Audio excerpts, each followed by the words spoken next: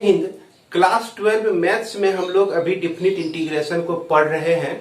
यह तो वैसे बच्चों को पता ही होगा जो ऑलरेडी इस चैनल के माध्यम से अपनी पढ़ाई को पूरी कर रहे हैं, और वैसे बच्चे जो इसको पहली बार देख रहे हैं उसकी जानकारी के लिए मैं बता दूं कि इस चैनल के माध्यम से आप लोग class 11, 12 maths book RS Agarwal और NCERT से बना सकते हैं। साथ साथ क्लास 9 और 10 के भी मैथ्स को पढ़ सकते हैं। अगर विश्वास नहीं होता है तो आप मेरे प्लेलिस्ट को जाके देख लीजिए, अभी तक जितना भी वीडियो अपलोड किए हैं वो सारा चीज देख सकते हैं। तो आज हम लोग इस वीडियो के माध्यम से डिफिनिट इंटीग्रेशन का जो दूसरा एक्सरसाइज है आपके बुक RS अग्रवाल पे, इसके प्रॉब्लम को हम लोग बनाने जा रहे हैं। तो यह जो प्रॉब्लम है आधारित है कि integral by substitution, definite integral माफ करेंगे, डिफिनिट इंटीग्रल बाय सब्स्टिट्यूशन। तो अब जो डिफिनिट इंटीग्रल हम लोग जितना बनाएंगे ना, कुछ कुछ सब्स्टिट्यूट करके उसको सॉल्व करेंगे। अभी तक जो हम लोग पढ़े पिछले वीडियो के माध्यम से एक्सरसाइज 5A को बनाए, उसमें सब्स्टिट्यूशन नहीं था, डायरेक्ट फॉर्मूला पर हम लोग इंटीग्रेट कर देते थे या थोड़ा दाएं बाएं करके इंटीग्रेट कर देते थे, अब फिर उसके बाद लिमिटिंग वैल्यू रख देते थे तो इंटीग्रल का वैल्यू आ जाता था। लेकिन अब वैसा नहीं होगा। अब क्या करना पड़ेगा, इंटीग्रेट करने के लिए सब्स्टिट्यूट करना पड़ेगा हमको। इस एक्सरसाइज 5B को शुरू करते हैं, और हो सकता है कि आपके RS अग्रवाल बुक में डिफिनिट इंटीग्रेशन उल्टा के देखिए, उसमें जो आपका दूसरा एक्सरसाइज है नाम उसका कुछ और भी हो, लेकिन उसमें देखिएगा आप कि यही सब प्रॉब्लम आपका उसमें होगा। इसमें जो आपका प्रॉब्लम नंबर दिख रहा होगा आपको बोर्ड पर 1 से लेकर 12 तक, तो इसमें से हम लोग कुछ कुछ प्रॉब्लम को सॉल्व करेंगे। 2 नंबर, 5 नंबर, 6 नंबर और 10 नंबर प्रॉब्लम को सॉल्व करेंगे। 4 प्रॉब्लम आपके लिए सॉल्व कर रहे हैं, और बाद बाकी जो 8 प्रॉब्लम बच जाता है यह आप अपने से कोशिश कर लीजिएगा। और हमको पूरा भरोसा है, ये गारंटी के साथ हम कह सकते हैं कि आप इसको बना जरूर लीजिएगा। अगर पिछला जितना आप वीडियो, इतना सारा वीडियो देख चुके हैं, इतना सारा लेक्चर अगर देख चुके हैं, तो गारंटी है कि इस 4 के बाद जो भी प्रॉब्लम बच जाता है 1 से 12 के बीच, सारे प्रॉब्लम आपसे सॉल्व हो जाएंगे। तो आइए हम लोग शुरू करते हैं। यह पहला नंबर का सॉल्यूशन जो कि 2 नंबर का क्वेश्चन हम लिए हुए हैं। इसमें क्या करना है आपको, सिंपल 1 + x² को t पुट कर देना है। इसको डिफरेंशिएट करते हैं हम लोग, डिफरेंशिएट करते हैं तो 1 का डिफरेंशिएशन 0 होता है, और 2x dx = dt हो गया, और यह 2x dx = dt रख सकते हैं। अब यहां पर लिमिटिंग वैल्यू को चेंज करना पड़ेगा। तो अगर पहली बार देख रहे हैं तो इसको ध्यान से देखिएगा कि when x का वैल्यू जब हमारा 1 होता है, तब इस स्थिति में t का जो वैल्यू है 1 + 1 का स्क्वायर, क्या किए कि x के जगह पे 1 इसमें हम लोग रख दिए, तो यह आपको मिल गया 2 मिल गया। उसके बाद x = 0 अगर हो, लिमिटिंग वैल्यू 0 हो x का मान, तो इस स्थिति में t का मान जो है 1 + 0 का स्क्वायर = 1 हो जाता है। अब जो है लिमिट इसका चेंज होके क्या हो गया, 1 से लेकर 2 तक। अब वेरिएबल भी चेंज हो गया, 2x dt को हम लोग लिखे, 2x dx को लिखेंगे dt, और ये 1 + x² को लिख देंगे हम लोग t। तो यह जो है आपका log t इसका इंटीग्रल हो जाता है, और इस वैल्यू को हमको इस तरह से रख देना है भैया, ये तो आपको पता ही है। तो एक बार log 2 हो गया और एक बार log 1 हो गया। log 1 का वैल्यू जो होता है ना वो 0 होता है, याद रखिएगा। log 1 का जो वैल्यू होता है, log 1 का वैल्यू यह आपका 0 होता है। ये आपको विश्वास नहीं होता है तो देखिए बुक के पीछे में जो है ना, कोई बुक के पीछे में लॉगरिथमिक टेबल दिया रहता है, उसमें log 1 का जो वैल्यू देखिएगा ना आप, तो 0 मिलेगा। तो इस तरह से आपका हो गया, सिर्फ log 2 हो गया, इसका आंसर है। तो 5 में जो है e⁻x को अगर t रखते हैं आप, क्या पुट करते हैं, सब्स्टिट्यूशन। और ये सब तो हल्का हल्का प्रॉब्लम है सब्स्टिट्यूशन का, इस तरह का बहुत सारा प्रॉब्लम आप लोग बना चुके हैं। तो e⁻x dx = dt लिखेंगे, और ऊपर पे e⁻x dx सबको मिला के जो है हम dt लिख सकते हैं। और इसके बाद जो है इसका लिमिटिंग वैल्यू चेंज करना पड़ेगा। जब हमारा x का वैल्यू 1 होता है तो टी का वैल्यू जो है आपको क्या मिलता है, टी का वैल्यू मिल जाता है e⁻1 यानी कि e मिल जाता है। और जब हमारा x का वैल्यू 0 होता है तो t का जो वैल्यू है e⁻0, तो 0 किसी पर पावर होता है तो 1 हो जाता है, 1 से लेकर e तक हो गया। और इसको हम लोग लिखेंगे dt और नीचे में लिख देंगे 1 प्लस टी का स्क्वायर। क्लियर है, क्योंकि e⁻2x न है तो इसको देखिए ऐसे समझ सकते हैं ना आप लोग, e पर पावर x का होल स्क्वायर समझ सकते हैं। तो e⁻x के जगह पे t रख दिए, होल स्क्वायर है ये है, तो t का स्क्वायर हो गया आपका। इसका इंटीग्रेशन आपको याद होगा tan इनवर्स t होता है और यह 1 से लेकर कहां तक, e तक। तो अब इसको लिखेंगे tan inverse e minus tan inverse 1 लिखेंगे, यानी कि tan inverse e minus tan inverse tan π/4 लिखेंगे, क्योंकि 1 जो होता है tan π/4 का वैल्यू होता है। और इसको लिख देंगे tan इनवर्स e माइनस π/4 लिख देंगे। संभवतः यही आपका आंसर है। अब यहां पर देखिए 6 नंबर हम लोग देखते हैं। 6 नंबर में क्या कहता है कि 2x है ऊपर पे, 1 प्लस x पे पावर 4 है, तो इसको जो है हम लोग 0 से 1 तक लिखेंगे और 2x dx ऊपर पे है। अरे 2x dx है तो x स्क्वायर का डिफरेंशिएशन 2x होता है, जानते हैं ना, बिल्कुल जानते होंगे। 1 प्लस एक्स स्क्वायर का होल स्क्वायर कर दिए, अब इसमें पुट कर दिए x square equal to t, तो ये होता है 2x dx equal to dt हो गया। पूरा 2x dx जो है आपका क्लीन बोल्ड हो गया, किससे हो गया क्लीन बोल्ड, dt से। तो यहां पर तो हमारा dt चला आएगा। अब इसके नीचे जो है 1 प्लस टी का स्क्वायर हो जाएगा, लेकिन लिमिटिंग वैल्यू क्या होगा। अब लिमिटिंग वैल्यू के लिए व्हेन x इक्वल टू 1 तो t का वैल्यू जो है 1 का स्क्वायर इक्वल टू 1 ही हो जाएगा, है कि नहीं। अब जब x इक्वल टू आपका 0 हो जाए तो t का वैल्यू 0 का स्क्वायर होने से 0 ही हो जाता है, तो 0 से 1 के बीच ही रह गया। अब इसका इंटीग्रेशन जो होता है ना tan इनवर्स t होता है, और यह आपका 0 से लेकर 1 तक, तो tan इनवर्स tan 1 हो गया ये आपका। और इसको आप क्या लिख सकते हैं, इसको आप लिख सकते हैं tan इनवर्स tan π/4 लिख सकते हैं। तो बच गया क्या, π/4। अब देखिए 0 को रख के हम लोग कुछ सोचबो नहीं किए इसमें, क्योंकि tan 0 का वैल्यू तो 0 ही होता है।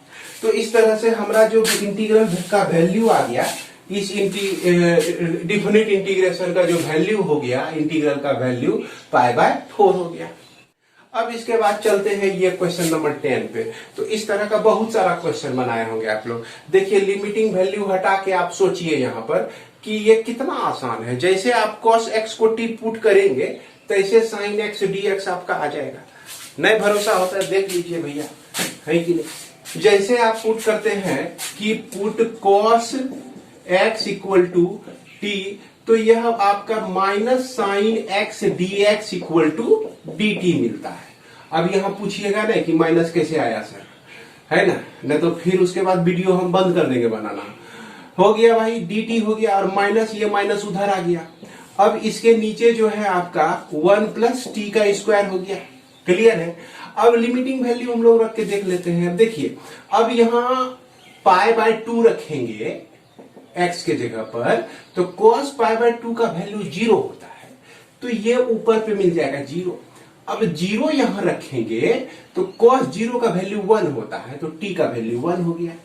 तो इस तरह से माइनस इंटीग्रेशन t से लेकर 0 तक और dt/1 प्लस t का स्क्वायर मिल गया। तो माइनस tan इनवर्स t, और t का जो वैल्यू है आपका t से माफ करेंगे 1 से लेकर, है ना, 1 से लेकर 0 तक। क्लियर है। अब माइनस तो रहने ही दीजिए और tan इनवर्स 0 लिख दीजिए। अब फिर उसके बाद माइनस tan इनवर्स 1 लिख दीजिए, और tan इनवर्स 0 का वैल्यू 0 ही होता है। अब माइनस tan इनवर्स 1 है तो इसको π/4 लिखेंगे, और इसके पहले माइनस है तो क्या हो जाएगा, π/4 आ जाएगा ये। इसके बाद जो है क्वेश्चन नंबर 13 से लेकर 22 को देखिए अपने बुक में। अगर बुक सामने में नहीं है तो आप बोर्ड पर भी देख सकते हैं कि क्वेश्चन नंबर 13 से लेकर 22 के बीच, तो इसमें जितने भी प्रॉब्लम है सब में सब्स्टिट्यूशन का उपयोग तो हमको करना ही है। तो इसमें हमको लगता है कि आप लोग जो है बड़ी आसानी से इसको सॉल्व कर लेंगे, लेकिन फिर भी उसमें से कुछ प्रॉब्लम जैसे क्वेश्चन नंबर 13, 15, 17, 19 और उसके बाद 22 का सॉल्यूशन आप देख सकते हैं। इसमें सबसे पहला नंबर क्वेश्चन जो हमने 13 कहा, तो 13 आपका देखिए लिखा हुआ है यहाँ पर। यहाँ पर जैसे आप tan इनवर्स x को t पुट करेंगे, tan इनवर्स x को t पुट करेंगे तो याद कीजिए कि इसका डिफरेंशिएशन जो होता है 1 plus x square d x equal to d t हो जाता है। अब लिमिटिंग वैल्यू चेंज करना है हमको। जब x का वैल्यू जो है 1 होता है तो इस स्थिति में t का वैल्यू जो है आपका tan इनवर्स 1 जो कि पाई बाय 4 हो जाएगा। अब x का वैल्यू जब 0 होगा तो t का वैल्यू tan इनवर्स 0 है ना इक्वल टू 0 हो जाएगा। तो चलिए लिमिटिंग वैल्यू भी चेंज हो गया, 0 से लेकर पाई बाय 4 तक चला आया और tan इनवर्स x को t लिख देंगे हम लोग, रूट t लिख दिए। इसके बाद dx by 1 plus x square जहां पे है उसके बदले में हम t लिख सकते हैं। अब बताइए भैया रूट t का जो है इंटीग्रेशन क्या होता है, t पर पावर 3/2 और नीचे में भी आएगा 3/2, लेकिन ये उछल के ऊपर जाएगा तो यहाँ 2/3 हो जाएगा। और यह वैल्यू जो है कहां से कहां तक, 0 से लेकर पाई बाय 4 तक। आई 2/3 को बाहर कर देंगे। ये बकलवा कोई कामे का नहीं है, यहाँ पर कोई फर्क नहीं पड़ने देता है इसको, है कि ना। इसको अंदर रखे या बाहर रखे कोई दिक्कत नहीं पड़ता है। तो इसीलिए हम लोग क्या करेंगे, इसमें वैल्यू जब रखेंगे t का वैल्यू पाई बाय 4 पर पावर जो है 3/2 हो जाएगा और t के जगह पे 0 रख देंगे तो 0 पर पावर 3/2 हो जाएगा और इसके पहले जो है 2/3 है तो इस तरह से 2/3 अब पाई बाय 4 पर पावर 3/2 संभवतः यही आंसर आपका होना चाहिए। तो इसको थोड़ा सा सॉल्व करके और लिखा है यहाँ पर 2/3 तो हुआ ही, पाई पर पावर 2 तो है ही उसमें भी। अब ये 4 पर पावर जो है 3/2 जब जाएगा तो 2 पर पावर 3/2 इसका मतलब समझेंगे। अब देखिए ये 2 पर पावर 2 इंटू 3/2 होने से ये 2 आपका कट जाता है, यानी 2 पर पावर 3 बच जाता है। तो 2 पर पावर 3 कहने का मतलब कि 2 इंटू 2 इंटू 2 लिख सकते हैं और 2 ये बर्बाद हो गया और 4 या 12 यानी कि 12 हो गया। पाई 1/12 पाई पर पावर 3/2 आप इसको लिख सकते हैं। क्वेश्चन नंबर 15 में आप देखिए कि 15 में आपका दिया गया है root under sine x cos x पर पावर 5 dx और लिमिटिंग वैल्यू 0 से लेकर पाई बाय 2 के बीच दिया गया है। तो इसमें देखिए इस तरह के सब्स्टिट्यूट, इसको देख के ही आपको समझ में आ रहा होगा कि यह जो आपका साइन x है तो इसको लिखेंगे ही, ये कॉस x पर पावर एक बार 4 लिख दीजिए, है ना, और एक बार कॉस x लिख दीजिए, इस तरह से लिख दिए और इसके बाद इंटीग्रल जो है 0 से लेकर पाई बाय 2 के बीच में है ये इंटीग्रल। और इस cos x पर पावर 4 जो है ना, इसको आप लोग क्या लिख सकते हैं, देखिए cos x पर पावर 4 को लिख सकते हैं cos x का स्क्वायर का होल स्क्वायर लिख सकते हैं, तो 1 माइनस साइन स्क्वायर x होता है तो इसका होल स्क्वायर हम लोग लिख दिए। क्लियर है। और इस चीज को हम लोग यहाँ रख सकते हैं, तो चलिए यहाँ पर रख देते हैं, है ना, यहाँ पे रख देते हैं। इसका सॉल्यूशन यहाँ बॉक्स में रखे रहेगा, 1 माइनस साइन स्क्वायर एक्स का होल स्क्वायर हो गया। अब जैसे इसमें पुट कीजिएगा आप साइन एक्स को t, तो यह आपका cos x dx equal to dt हो जाएगा। और लिमिटिंग वैल्यू जो है when x equal to pi by 2 तो t equal to sine pi by 2 equal to 1 और x इक्वल टू 0 तो t equal to sine 0 degree equal to 0। तो limiting value 0 से लेकर 1 तक हो गया इसका लिमिट।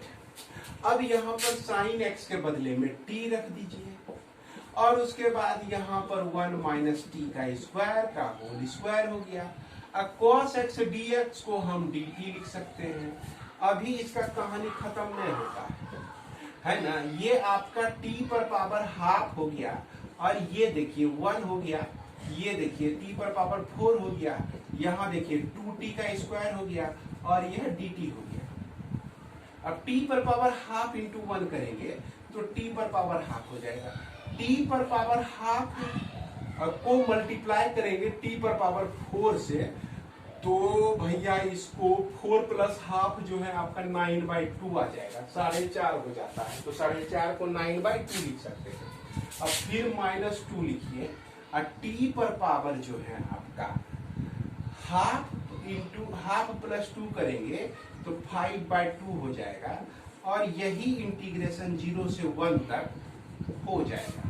अब यहाँ पर देखा जाए t पर पावर हाफ, तो हाफ प्लस 1 3/2 होता है। अब डिवाइड करेंगे 3/2 से, देख लीजिए t पर पावर 3/2 और 3/2 हो जाएगा।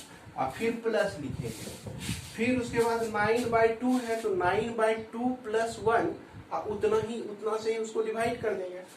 तो 9/2 प्लस 1 करेंगे 11/2 आ जाएगा। तो t पर पावर 11/2 और यह आपका 11/2 हो गया। अब फिर माइनस लिखिए 2 है ना, और t पर पावर 5/2 प्लस 1 करेंगे तो 7/2 आ जाएगा आपका, t पर पावर 7/2 और यह आपका नीचे में 7/2 हो जाएगा। लिमिटिंग वैल्यू 0 से 1 तक। तो अब यहाँ पर हम लोगों को क्या करना है कि t के जगह पर एक बार 1 रखना है और एक बार 0 रखना है। देखिए भैया पहले 0 के बारे में ही सोच लीजिए। तो 0 अगर रखते हैं तो सब कुछ 0 ही कर देता है। 0 पर पावर कुछ भी डाल दीजिए तो 0 ही हो जाएगा, ये भी 0 ही हो जाएगा, ये भी 0 ही हो जाएगा, तो कुछ तो बचेगा नहीं। और एक बात है कि t के जगह पे जब 1 आएगा, t के जगह पर जब 1 आएगा, 1 पर आप कुछ पावर डाल दीजिए, है कि नहीं। 3/2 डाल दीजिए, 1 पर पावर 11/2 डाल दीजिए, t1 पे पावर जो है 7/2 डाल दीजिए, तो ये हमेशा जो है 1 रहेगा, है कि नहीं। तो कुछ इस तरह के आदमी भी होते हैं, कितना भी समझा लीजिए, कितना भी मना लीजिए, लेकिन जो चीज है वो सोच लिया है दिमाग में, वही चीज वो बोलबे करेगा, वही चीज सोचबे करेगा। आप कितना भी समझा के थक जाइएगा। तो उसी तरह से इसके साथ भी होता है। देख लीजिए 1 पे पावर 3/2 डाल के देखे तो यो ने बदला 1 आ गया, 1 पर पावर 11/2 डाल दिए तब यो ने बदला, ये 1 आ गया। तो इस तरह से बचता क्या क्या है इसमें ध्यान दीजिएगा। इसमें आपका 2/3 बच गया, यहाँ पर आपको 2/11 बच गया, E2 ऊपर जाएगा तो -4/7 बच गया। और इसमें जो है 2 जब कॉमन ले लेंगे तो 1/3 अब प्लस 1/11 अब -2 आपका 7 हो जाएगा। और 2 रहने देते हैं बाहर, यहाँ एलसीएम ले लेते हैं। 3 × 11 × 7 231 होता है। और 3 से जब हम 3 का टेबल पढ़ेंगे और 231 को ढूंढेंगे तो 77 बार जब पढ़िएगा तो आपको मिल जाएगा 231। और 11 का टेबल को आप 21 बार पढ़िएगा तो आपको 231 मिल जाएगा। और 7 का टेबल को 33 बार पढ़िएगा और 33 को जो है हम लोग मल्टीप्लाई कर देंगे 2 से तो 66 हो जाएगा। अब 77 में 66 घटा दिए तो 11 बचा, और 11 में 11 में 21 को ऐड कर दिए तो 32 हो गया।